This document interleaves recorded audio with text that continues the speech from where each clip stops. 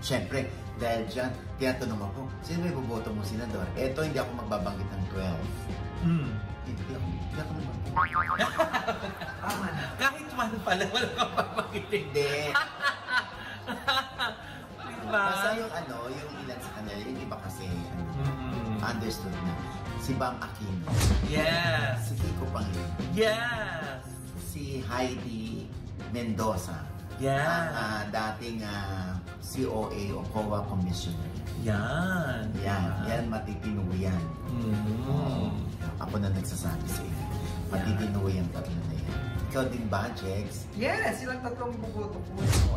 Yes, dadagdag kasi Sir Luke Espiritu. Si Luke Espiritu, palaban din yan eh. Yes. Para naman di ba? Kita mo, si Miss Risa Ontiveros, di ba? Kahit na nag-iisa siya, minsan feeling niya nag-iisa siya sa Senado, pero ang dami niyang naisulong, di ba? So, kaya natin yan.